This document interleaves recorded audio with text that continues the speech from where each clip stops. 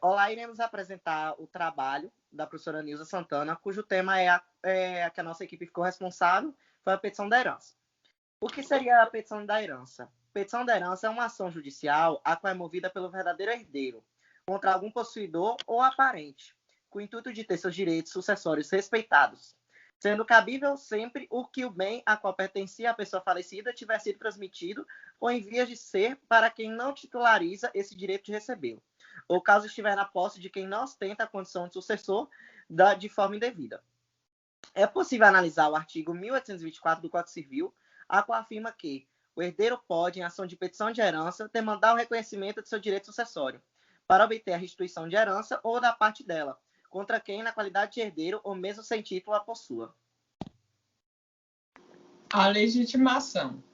A legitimação, ela cumpre indicar quem está legitimado a intentar ação petitória de herança e contra quem pode ser proposta. O legitimado passivamente é o possuidor dos bens hereditários, com título de herdeiro ou com outro título. Quando a ação é intentada pelo que pretende tomar o lugar em que recolheu a herança, afirmando exclusivamente para si a qualidade hereditária, o réu é o herdeiro aparente. Eu vou falar um pouquinho a respeito do herdeiro aparente e, inicialmente, vamos ao conceito. O que é o herdeiro aparente? É aquele que está na posse dos bens hereditários como se ele fosse o legítimo titular do direito da herança. Então, nesse caso, ele acaba praticando atos que a lei realmente prevê, principalmente em homenagem à boa-fé de terceiros, e tem o objetivo de oferecer maior segurança às relações jurídicas. O herdeiro aparente, ele sempre é considerado genuíno herdeiro, porque, através da força do erro comum, mesmo que esteja agindo de má fé, ainda é considerado genuíno herdeiro. Existem algumas disposições legais que dizem respeito à validade de certos atos que esse herdeiro realiza. E um exemplo, né, é o fato da sua figura se moldar em razão ali da exclusão judicialmente determinada.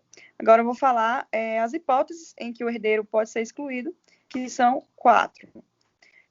Número 1, quando é pela sentença que o declara indigno. Número 2, pode ter sido anulado o testamento que foi instituído. Número 3, pode ser encontrado o testamento que não estava contemplando o herdeiro. E número 4, por haver sido reconhecido o título de herdeiro a alguém que o pretere, ou seja, que vem antes.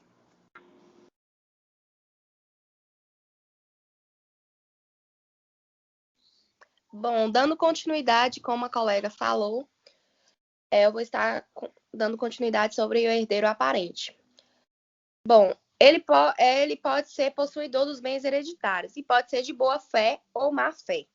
É possuidor de boa fé se ele houver adquirido a posse na convicção por erro excusável de ser vero herdeiro. Tanto podem ser possuidores de boa fé o herdeiro como o legatário, havendo quanto a este dúvidas sobre essa legitimação passiva no petito hereditário. Não cabe nos sistemas jurídicos a ação contra o possuidor de bens hereditários. E já o possuidor de má-fé é o herdeiro aparente, que não ignorava o obstáculo à aquisição da herança, ou que foi negligente na indagação das circunstâncias, que geram dúvida acerca da sua condição. E vencido na demanda, né, deve o herdeiro aparente restituir os bens que possuía e o preço recebido dos que houve alienado. E vai aplicar princípios relativos ao enriquecimento sem causa e tantos outros fatores. Se o herdeiro aparentemente era possuidor de boa-fé, ele não vai ficar obrigado a restituir dos frutos percebidos. Mas se o possuidor é de má-fé, ele tem que ressarcir os danos, ainda que haja haja perecido sem culpa sua, cumprindo-lhe e restituir todos os frutos.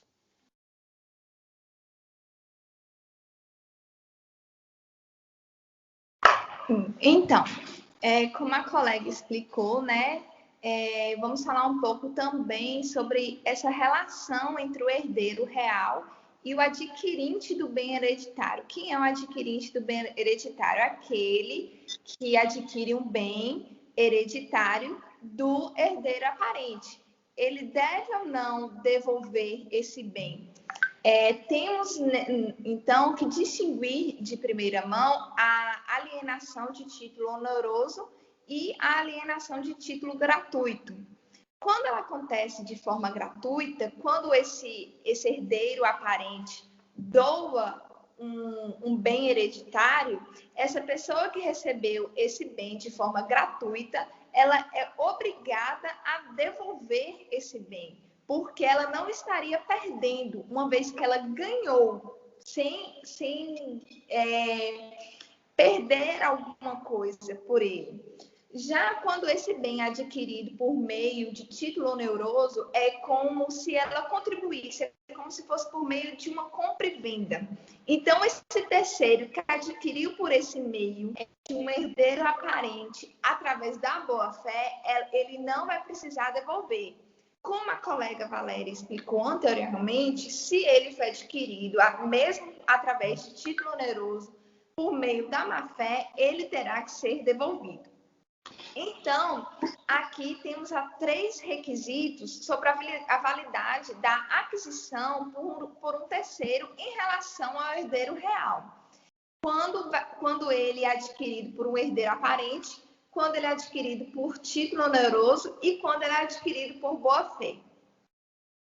Também temos algumas particularidades da ação da petição hereditária. Ela é uma ação que pode ser proposta antes ou depois de homologada a partilha de bens, visto que o julgamento do processo de divisão hereditária não faz coisa julgada, ou seja, mesmo que já existiu a divisão de bens, e esse herdeiro real tenta propor uma nova ação para uma nova divisão, para um reconhecimento, ele não vai estar ele não vai estar ajuizando uma ação de uma coisa já julgada, porque não foi julgada sobre a análise dele como herdeiro.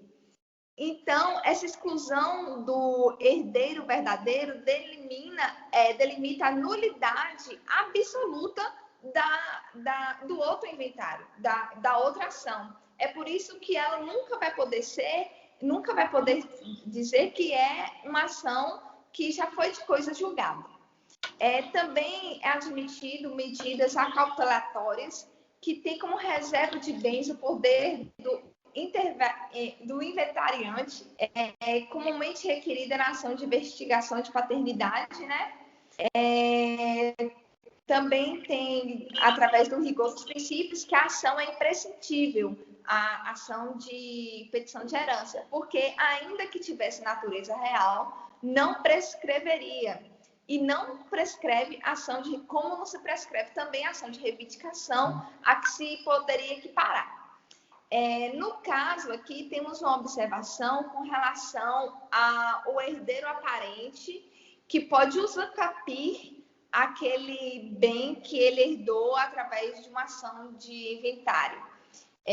Porque não vai ter aqui uma prescrição do direito do herdeiro real. Vai ter uma consequência pelo herdeiro aparente estar utilizando do uso campeão para ficar com aquele bem. E ele não poder se tornar novamente um objeto de um novo inventário, de uma nova ação para aquele herdeiro real, porque ele já foi usucapido. Não é porque prescreve, porque esse tipo de ação não existe prescrição, não existe data, da mesma forma que pode ser proposto antes e depois. Então, assim, finalizamos a nossa apresentação sobre petição hereditária. Espero que goste, professor. Estamos aqui às 11h38 da noite, finalizando com muito sofrimento para gravar essa tela, morrendo de sono e cansaço. Coraçãozinho para você. Beijos e abraços. Só para reforçar no início, O nosso grupo é composto por mim, Luana Gonçalves, Bruna Prado, Valéria Almeida, Thalita Souza e Igor Alexander. Boa noite e até mais. Boa noite. Boa noite.